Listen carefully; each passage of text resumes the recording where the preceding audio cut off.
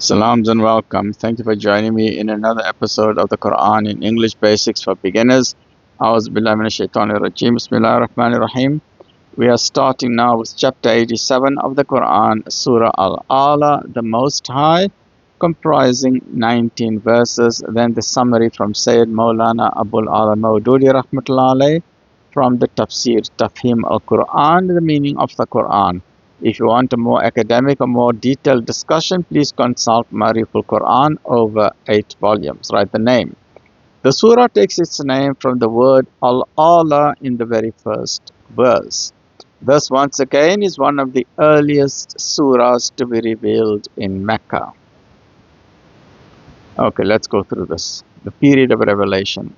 The subject matter shows that this is one of the earliest subjects to be revealed, and the words, "we shall enable you to recite, then you shall never forget," of verse number 6 also indicate that it was sent down in the period when Nabi Sal'lal'laa'hu Was'sal'lam was not yet fully accustomed to receiving revelation, and at that time revelation came down, he feared lest he should forget its words.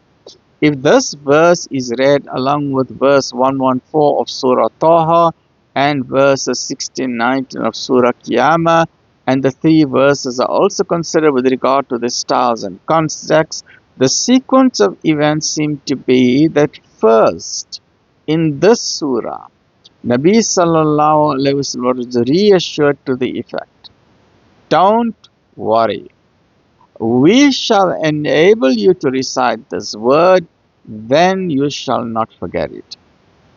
Then, after a lapse of time, on another occasion, when Surah Al-Qiyamah was being revealed, Nabi Sallallahu Alaihi Wasallam involuntarily began to rehearse the words of the revelation. Thereupon it was said, "O Prophet, do not move your tongue to remember this revelation hastily.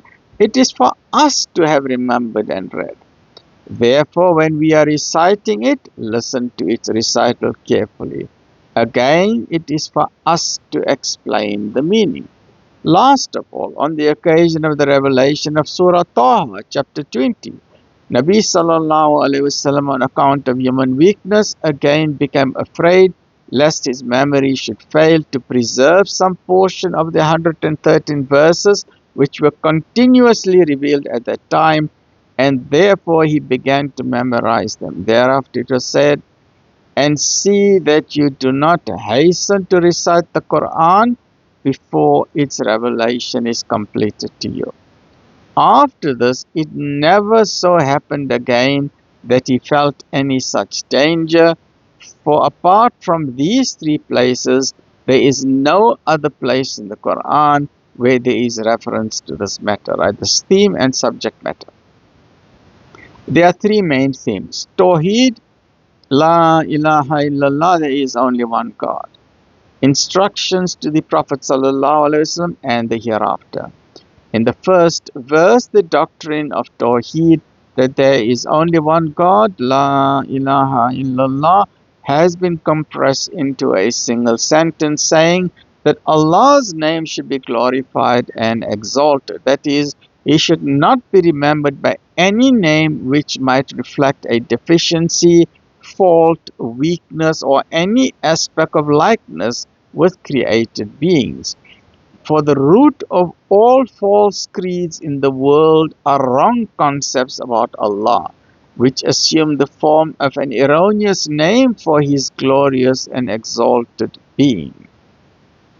Therefore, for the correction of the creed, the primary thing is that Almighty Allah should be remembered only by the beautiful names which suit and befit Him and His Majesty.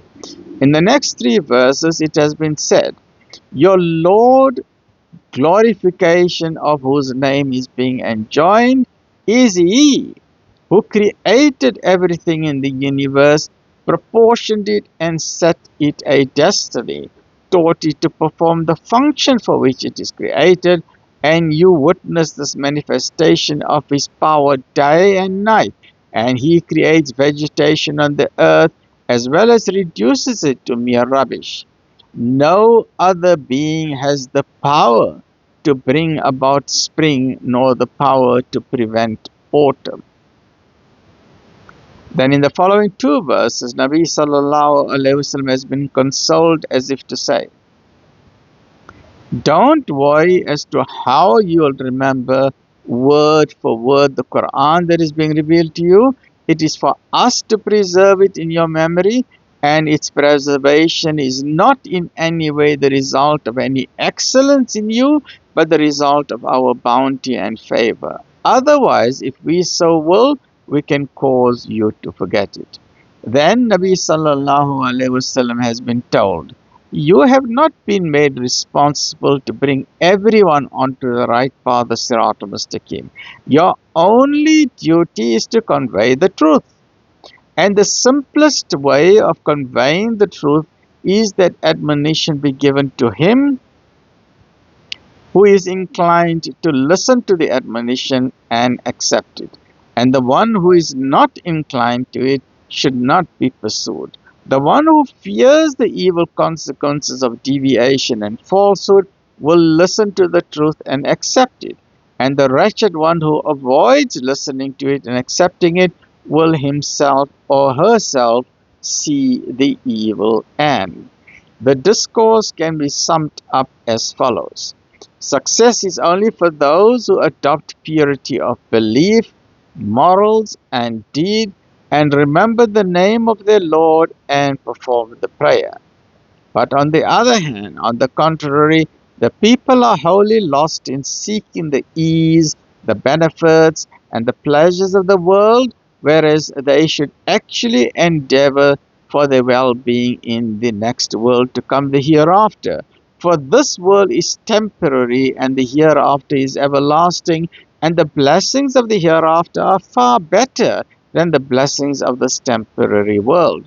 This truth has not been expressed only in the Quran, but in the books of Prophet Ibrahim alayhi salam and Musa alayhi salam as well.